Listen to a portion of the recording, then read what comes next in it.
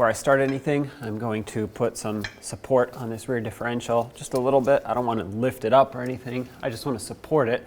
If you're on the ground and you're not even jacking up the vehicle, then don't even worry about this, but I'm on a lift, so I have to make sure that this doesn't drop down too much, or if it does, it's at least in a controlled manner. So I have my pull jack here supporting this.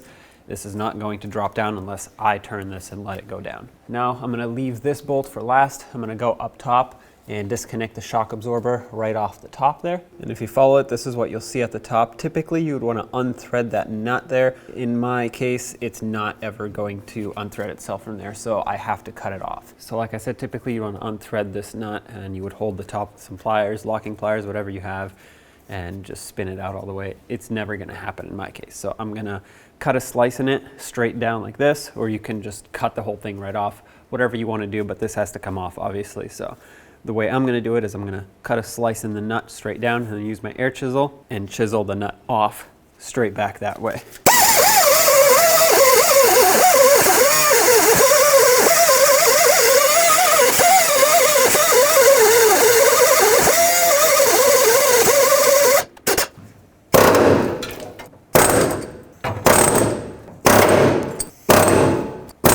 There we go.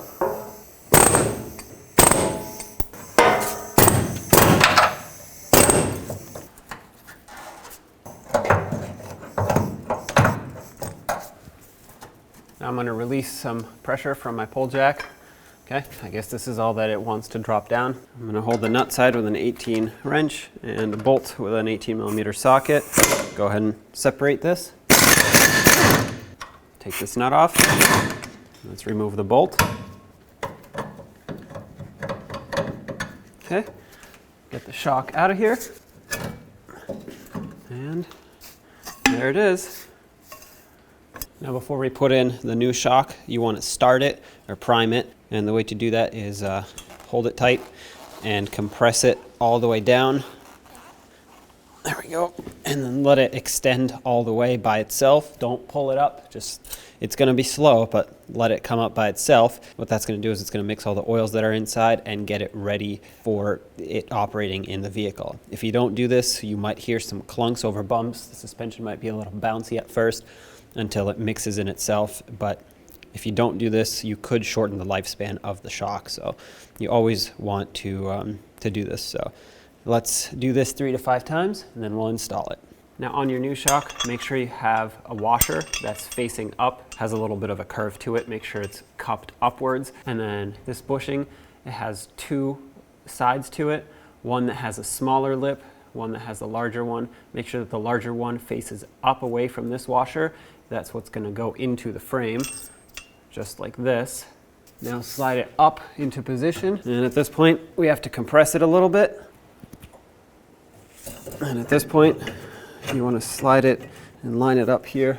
Once it's lined up with the bolt hole, go ahead and start in your bolt. Put the nut on. Let's tighten this down. I'm going to take away my pull jack because it's not really needed for this application anymore. I'm going to hold the nut side. Let's tighten this up. I'm just going to check this by hand to make sure that it's actually nice and tight. Perfect. I'm happy with that. Let's move up at the top and bolt it up there.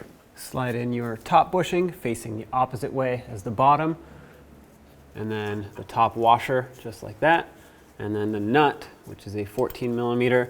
You have to squish these down a little bit in order to get the nut to fit on here and to catch on the first thread. I think I got it. Yep, got it. And now I'm just going to tighten this until the bushings start to squeeze a little bit.